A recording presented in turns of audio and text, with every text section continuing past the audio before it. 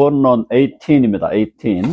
자, 오늘은 지난주에 칭의론을 했는데 칭의론 좀 상세하게 좀 다뤄보겠습니다. 왜냐하면 칭의론 그냥 넘어가면 안 돼서 칭의론 상세 강의입니다. 자, 해볼까요? 칭의론 상세 강의. 네. 칭의론을 우리가 조금 디테일하게 봐야 됩니다. 이게 왜냐하면 다른 분들한테 또 설명을 해달라는 분들이 또 나올 수 있기 때문에. 자, 어떻게 우리가 칭의 되는가, 죄인이 어떻게 칭의 되는가. 일단은요, 칭의론의 제일 중요한 거는 법정이에요, 법정. 법정적 이미지예요. court 이미지. 법정적 이미지라는 게 뭐냐면, 죄인이 하나님의 법정에 선 겁니다. 하나님의 법정. 그죠? 하나님의 공의로운 법정에 죄인이 섰어요. 죄인이 섰으면은, 법정의 이미지는 죄인에 대해서, 자, 뭐가 들어갈까요? 일단, 죄인에 대해서, 죄인을 누가 기소하죠? 기소, accuse 하는 사람이 나와. 그렇죠? 검사죠. 우리가 보통 오늘날에는 검사가 기소하는데, 검사가 기소를 하는데, 요 기소에 성경적인 적용을 하면, 우리를 기소하는 건 누굽니까?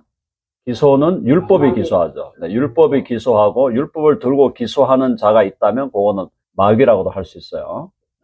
하나님의 법정에서 율법이 사실은 법조문이 우리를 기소하는 거예요. 자, 여기까지 이해되셨죠? 자, 우리가 법정에 죄인으로 섰는데 죄인을 기소하는 게 하나님의 율법이 우리를 기소합니다. 뭐로 기소할까요? 뭐라고 할까요? 그렇죠. You are guilty라고 합니다. 당신은 유죄입니다. 유죄로 이제 기소를 합니다. You are guilty. 자, 유죄로 기소되면은 법정에서 이 기소가 그대로 retain 되면은, 기소가 그대로 살아있게 되면 어떻게 됩니까? 우리는 뭐를 선고받는 거예요? 그렇죠. 사형, 영원한 사형 선고를 받게 되는 거예요. 선고라는 걸 이제 법정 용어로 쓰면은 verdict라고 합니다. verdict. 선고를 받게 돼. 이게 영원한 사망. 영원 사망은 부활한 이후에도 불못에서 영원히 고통당하는 겁니다. 하나님과 분리돼요. 무서운 거예요. 절대로 가면 안 되는 것이죠. 자, 그래서 이렇게 영원 사망이 오는데 이 상황에서 죄인이 법정에 서가지고 율법은 기소된 대로 하면은 그대로 사형 선고가 내려져야 돼요.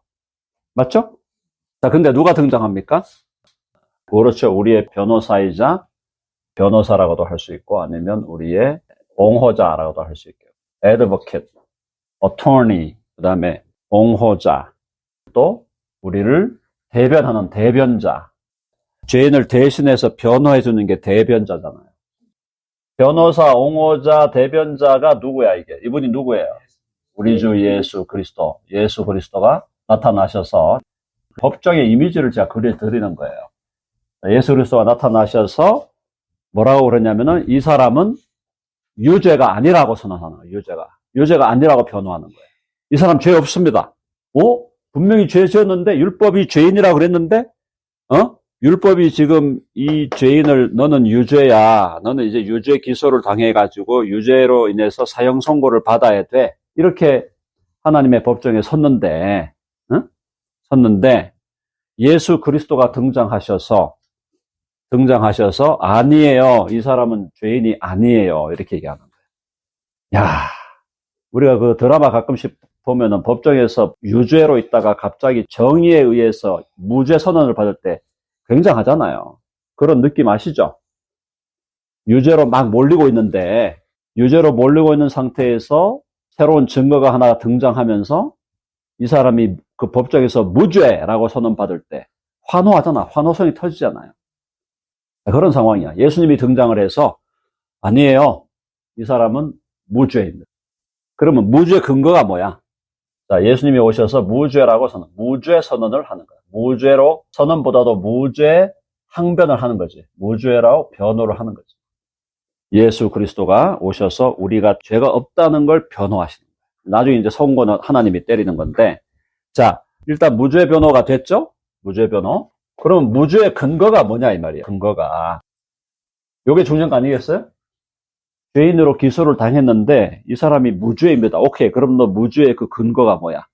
그 라운드가 뭐야 도대체? 하니까 예수님 뭐라 그러겠어요? 예수님이. 그렇죠? 무죄의 근거가 뭐냐? 아니, 제가 대신 형벌 받았잖아요. 그렇죠?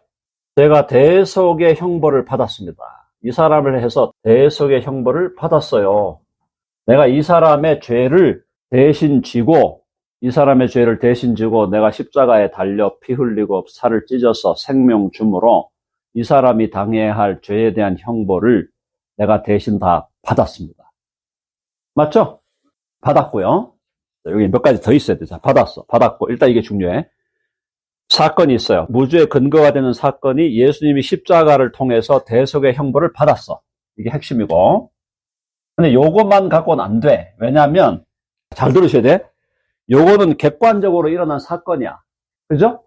객관적으로 일어난 사건인데, 그 다음 뭐가 돼야 돼요?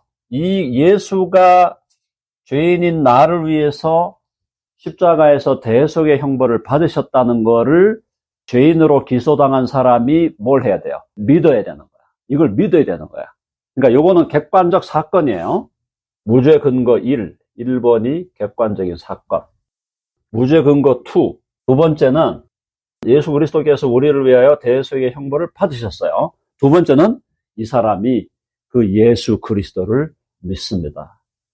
Trust 혹은 faith. Trust 혹은 faith in Jesus. 예수 그리스도가 그를 위하여 예수님이 대속의 형벌을 받으셨음을 이 사람이 지금 믿고 있습니다. 라는 거야. 그게 주관적 근거야.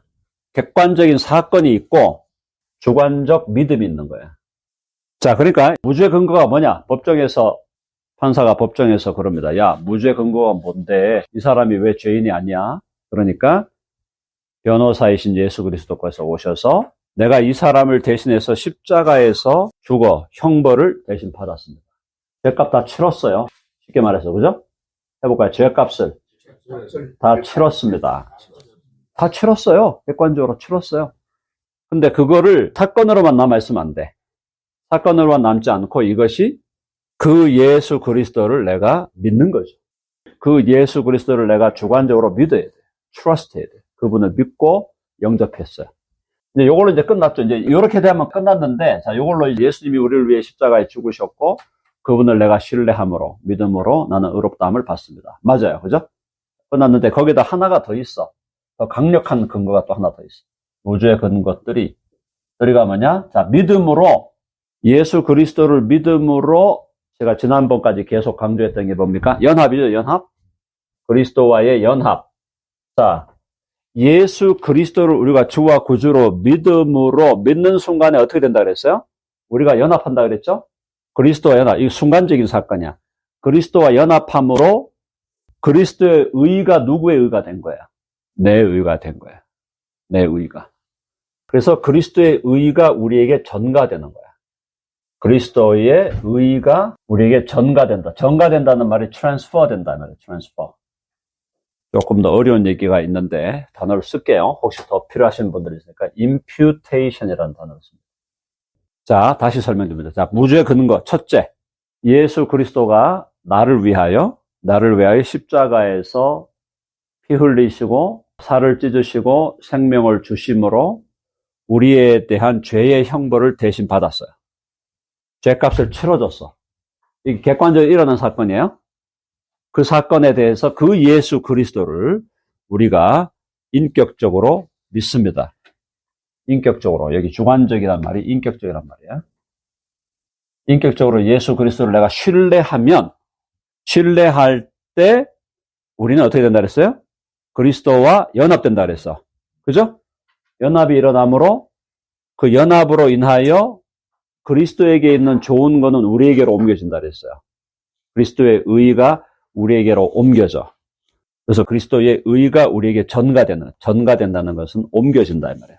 그래서 예수님의 의가 우리에게 옮겨져서 우리는 의인이라고, 완전한 의인이라고 선언되는 겁니다. 아, 그렇네? 그래서 무죄 근거가 되면서 판사가 판결을 내려요. 판사이신 하나님이 판결을 내리는데 판사의 판결이 뭐예요? 마지막 판결이 뭐예요? 너는 무죄일 뿐 아니라, 죄가 없을 뿐 아니라, 한번 해보자. 완전 의인이다. 너는 완전히 의인이야. 그러니까 무죄라는 것은 아직도 죄가 있을 가능성이 있는 거야. 무죄만 선언하면은 이 사람이 또 죄를 지을 수가 있어요. 이해되시죠? 그러니까 무죄 선언만 한 게 아니야. 너 무죄네? 오케이, 무죄. 근데 무죄라고 할 뿐 아니라 너는 이제 더 이상 죄인이 될 수 없는 완전한 의인이야. 누구 때문에? 요게 핵심이에요. 그러니까 칭의라는 거는 죄가 없다, 죄를 사했다라는 것도 중요하지만 그걸로 끝나는 게 아니라니까. 그걸로 끝나는 게 아니에요. 죄가 한번 사해졌으면 또 죄를 지을 수 있어. 또 죄인이 될 수 있을 가능성이 있기 때문에 무죄 선언으로 끝난 게 아니고 너는 이제부터는 완전한 의인이야. 아멘 하시죠? 자, 해봅시다. 완전한 의인이야. 완전 의인으로 선포하는 겁니다. 그게 칭의예요. 그러니까 이 칭의가 왜 그렇게 좋은 거냐면은 내가 앞으로 의인 되기 위해서 더 애쓰고 노력할 필요가 없는 거예요. 간단하게 말해서. 그냥 의인으로 살면 돼. 의인의 신분으로 내가 살아가면 되는 거예요. 더 높은 의를 위해서 내가 하고 애쓰고 노력해야 될 게 없다. 야, 이게 되게 중요한 얘기 지금 여기서 여러분 잘 들으셔야 돼요. 자, 완전 의인을 선포해버렸어. 완전 의인으로. 이 완전 의인의 선포 사건은 해봅시다. 영단번의 사건이다. 영단번의 사건이 뭐예요? 한번 이루어지면 영원한 효과가 있다 이 말이에요. 한번 이루어지면 영원한 효과가 있다. 영단번의 사건이다. 그래서 칭의가 선포되면 완전 의인이라고 선포되면 이건 영단번의 사건이야. 한 번 일어난 사건으로 once and for all이야. 그러니까 한 번 일어난 사건으로 영원한 효력이 있는 거예요. 아멘 하십니까? 자, 해봅시다. 나는 완전한 의인이다. 나는 완전한 의인이라는 데서 여기서 엄청난 희열과 기쁨을 맛봐야 돼요. 자, 그래서 우리가 의인이 됐다는 게 뭐냐면은 법적 의미로 의인이고 법적인 의미로 신분적인 의미로 의인이 된 거예요. 이제는. 법적으로 신분적으로 하나님 앞에 서면 하나님은 우리를 죄인으로 보지 않는다는 거예요. 이게 기가 막힌 얘기예요. 법적으로 의인이야. 법문서 가져와봐. 문서 가져와봐. 문서에 뭐로 돼 있어? 의인. 문서에 의인으로 돼 있다니까? 다큐멘트에 의인이야. Your position. 당신의 신분이 뭐야? 스테이터스가 뭐야? 스테이터스가 지금 영주권자야? 아니면 그냥 여기 비자 받은 사람이야? 이 차이거든요. 시민권자야? 아니면 그냥 불법으로 있는 사람이야? 영주권자로 있거나 시민권자로 있는 사람은 진짜 합법적 신분을 얻는 거잖아요. 이게 제일 중요한 거거든. 합법적 신분을 얻어도 이 땅에서 죄를 지을 수 있겠죠. 그 얘기야. 그러니까 자 보세요. 그러니까 하나님의 나라에 들어오는 사람으로 하나님 나라 시민권 받았냐 이 말이에요. 지금 이거는 하나님 나라 시민권 받았어? 예, 시민권 받았습니다. 시민권 받고도 속도 내다가 티켓 받을 수 있죠. 그러면 티켓 받는다고 시민권 취소되나요? 돼요, 안 돼요? 그렇죠. 그 얘기야, 지금. 이게 시민권을 받았다, 이 말이야. 하나님 나라 시민권. 그러니까 나는 이미 시민이야. 하나님 나라 시민이라니까? 하나님 나라 나는 시민권 받았어. 물론 내가 시민권으로 받았지만 이 땅에 살면서 속도 위반해갖고 티켓도 뗄 수 있고, 뭐 잘못하다가 또 사기 쳐가지고 1, 2년 감옥에 안 가야 되겠지만, 감옥에 갈 수도 있고, 그렇다 해도 하나님 나라 시민권이 박탈이 안 된다, 이 말이에요. 알겠죠? 하나님 나라 시민권이 변화 있습니까? 없습니까? 변화 없어요. 시민권 받고 나면 끝난 거야. 그 얘기를 하는 거예요. 칭의라는 게. 그렇게 중요한 거예요. 이게 지금 시민권 받았다, 이 말이에요. 그런데 법적으로는 시민이 됐고 신분적으로 시민이 돼서 시민권을 받았어. 그러니까 신분상에 아무 문제가 없어요. 아무 문제가 없어. 그러면 시민으로 누릴 수 있는 권리를 다 누려요. 누리죠? 미국을 누리잖아. 미국 국립공원도 다니고, 뭐, 그죠? 여행 다니고, 로드 출입해가지고 여기서 그냥 아틀란타까지 다녀오고, 막 그래도 아무 상관이 없잖아. 이제 자유인이야. 완전 자유인이야. 하나님 나라 시민권을 받았다는 것은 하나님 나라 시민으로 자유를 누리는 거예요. 자유를. 그런데 법적 신분적으로 의인이지만 현실적으로 한마디 더 해야 되겠죠? 현실적으로 혹은 존재론적으로는 죄가 다 사라진 건 아니에요. 그거 이해되세요? 현실적으로 우리에게 존재론적으로 말해요. 존재론적으로 내 안에 나를 지배하고 있었던 죄가 사라진 게 아니란 말이에요. 아직도 이 죄는 내 안에 남아가지고 나를 호시탐탐 기회를 보고 있다 이 말이에요. 그래서 현실적으로는 권고한 자다. 그거 이해되셨죠? 자, 시민이야. 완전 자유야. 하나님 나라 시민으로 모든 특권을 다 누려.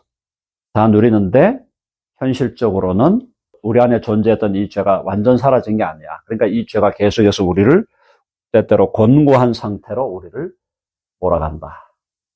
그러나 우리 신분의 변화 있습니까? 없습니까?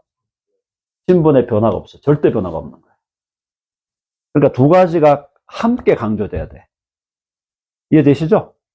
두 가지가 함께 어느 한쪽으로 균형을 잃어버리면은, 그러니까 예를 들어서 시민권자니까 나는 뭐 자유다 하면서 그다음부터 그냥 지멋대로 사는 대로 가면 이건 이제 방종주의, 구원파로 빠지는 거고, 그 다음에 너무 이제 현실적인 곤고함만 강조하다 보면은 내가 시민권자라는 데 대한 자유와 기쁨을 못 누리는 거야.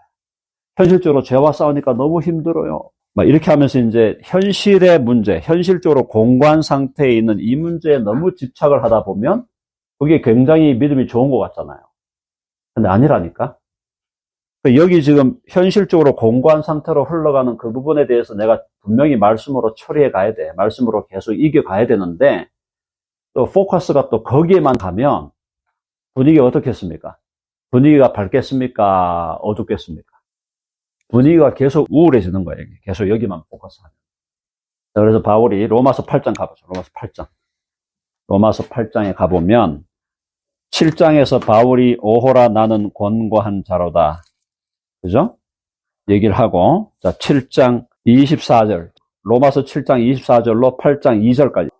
거기 잘 나와 있죠? 너무너무 대조적으로 잘 나와 있죠? 자, 24절에 보니까 오호라 나는 곤고한 사람이로다. 이 사망의 몸에서 누가 나를 건져내랴. 너무너무 갈등하는 거야. 영적으로 갈등이 있는 거야. 갈등이 있어. 갈등.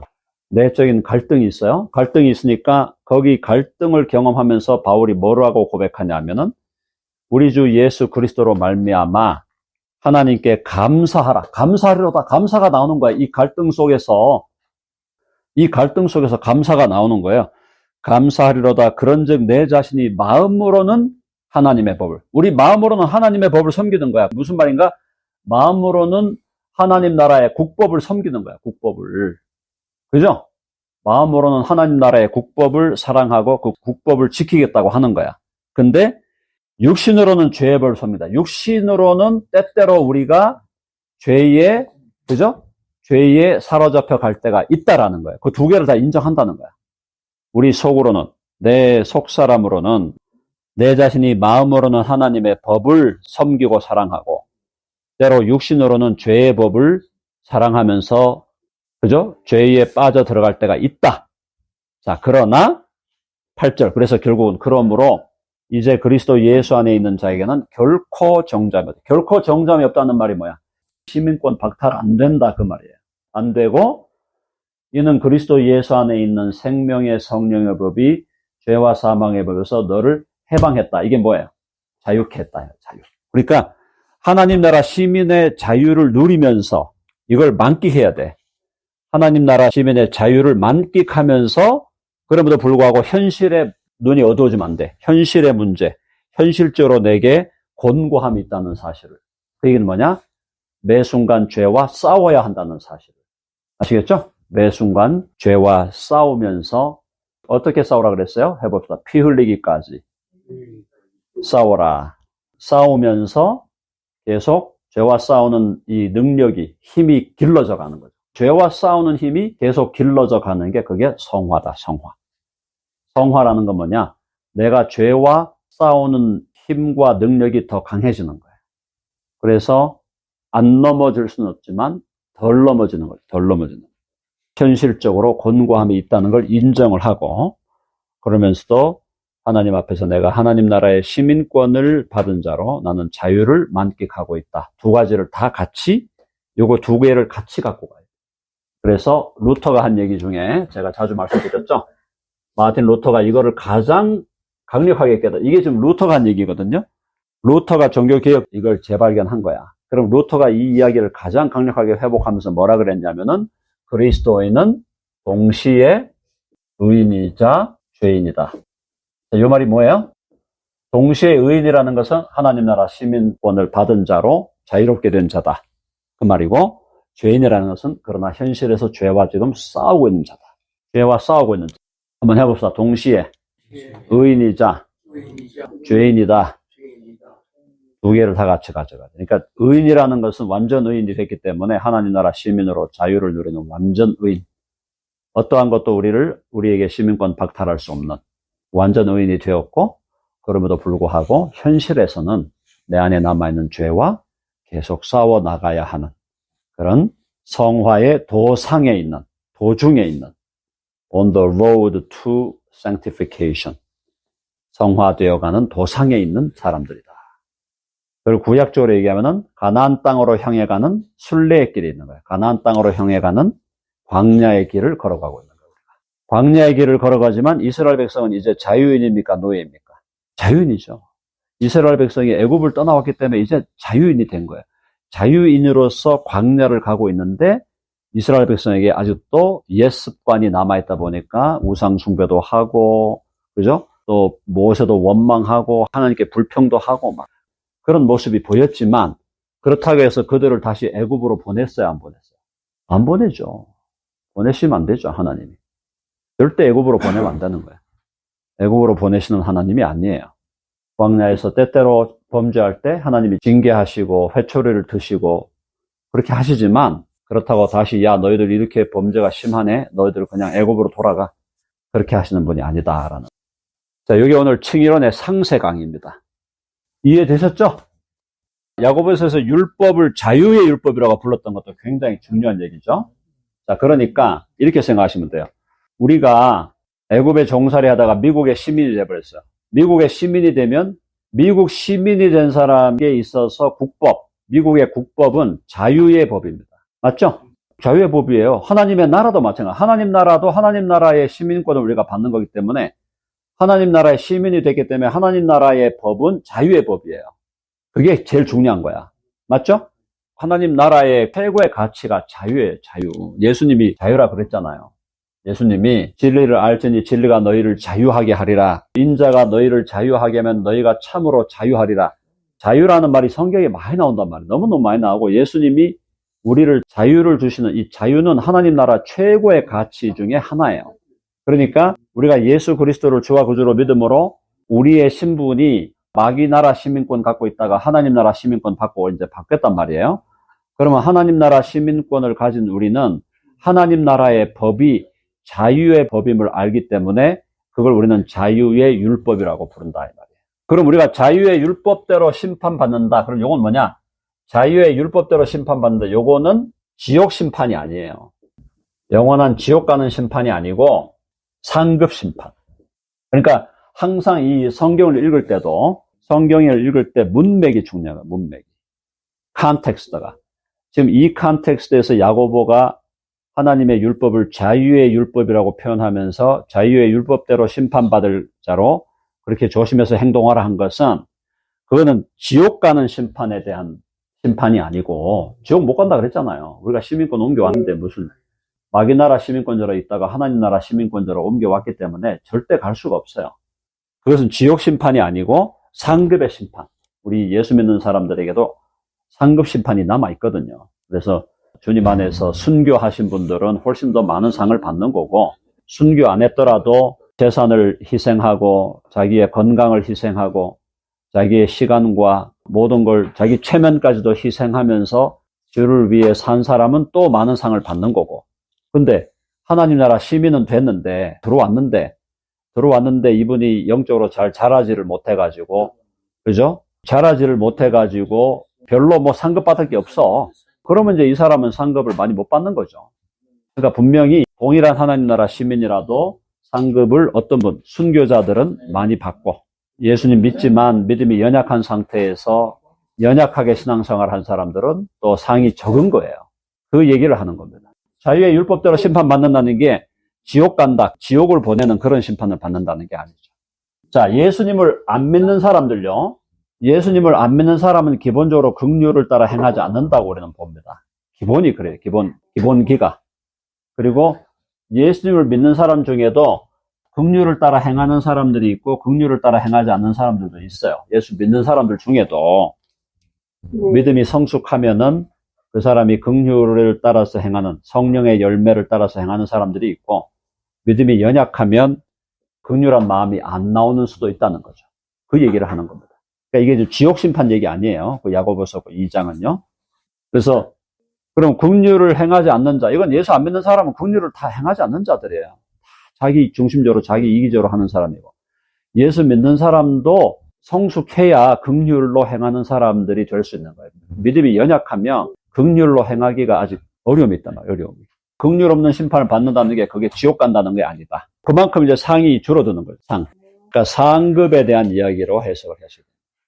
야고보서가 이제 우리가 자칫 잘못 오해하면은 거기서 무슨 행위에 따라서 사람들이 막 지옥 가고, 예수 믿어도 행위를 못하면 지옥 가고, 뭐 구원이 취소되고 막 이렇게 이해할 수 있잖아요. 야고보서 잘못 읽으면 그게 아니에요. 그걸 그렇게 읽으면 안 되고, 야고보서 내용은 이미 믿음에 있는 사람들이, 믿음으로 들어온 시민권이 바뀐 사람들이 그 사람들의 삶 속에서 예수 믿어도 성숙하지 못하면 긍휼로 행하지 못하는 그런 모습이 나타난다는 거예요. 그래서 그만큼 예수 그리스도를 믿었다는 것도 너무너무 중요하지만 예수님 믿는 게 결정적으로 중요하죠. 예수님 안 믿으면 지옥이고 믿으면 천국이니까. 예수님 믿는 것이 천국 시민이 되는 거니까 그게 절대로 중요하지만, 이왕의 시민권을 받은 사람의 입장에서는 믿음이 성숙하냐 안 성숙하냐도 너무너무 중요한 문제인 거예요. 왜냐하면 믿음이 성숙을 안 하면 삶이 고달파요. 네.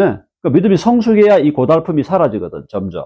그러니까 예수님 믿었습니다 하는 걸로 만족하지 말고, 예수님 믿었으니 아이고 할렐루야, 저는 이제 이제 마귀 나라는 안 가니까 이제 하나님 나라 시민이니까 할렐루야, 그걸로도, 그건 뭐 너무너무 감사한 일이지만, 그럼에도 불구하고 말씀드렸죠. 죄가 남아있다 그랬잖아요. 이 존재론적으로 우리 안에 죄가 있다니까.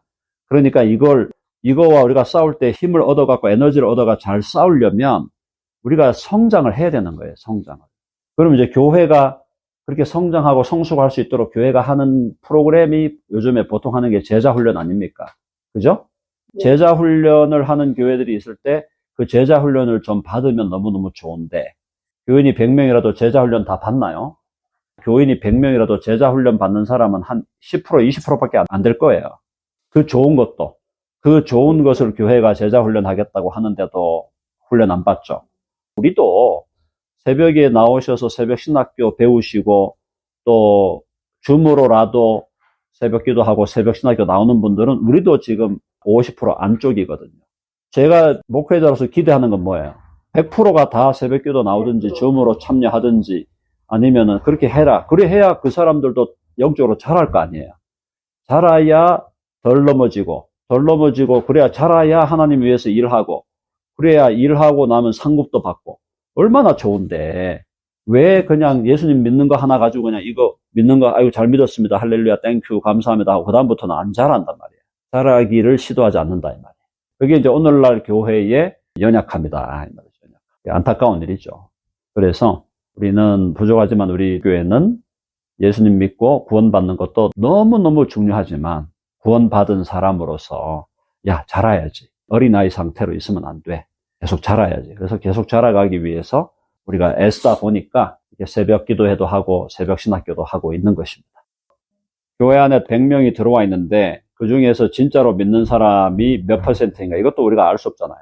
예를 들어 100명이 들어와 있는데 우리가 높이 봐가지고 한 70%가 믿는다. 70%가 믿게 됐으면 30%는 아직도 왔다 갔다 하는 거란 말이죠. 70명이 믿었는데도 그 중에서 자라기를 시도하는 사람이 또 70명이 다가 또 아닌 거야. 믿는 사람인데도. 어떤 사람들은 더 잘하려고 애를 막 쓰고, 어떤 사람은 그냥 연약한 믿음 가운데 그냥 이렇게 머무르는 사람들도 많고. 그래서 교회 안에 들어와 있는 사람 중에 진짜 안 믿는 사람일 가능성도 있는 거예요. 그러니까 믿는 사람인데도 내가 성장하기를 추구하지 않는다면 심각한 병에 걸려 있는 거죠.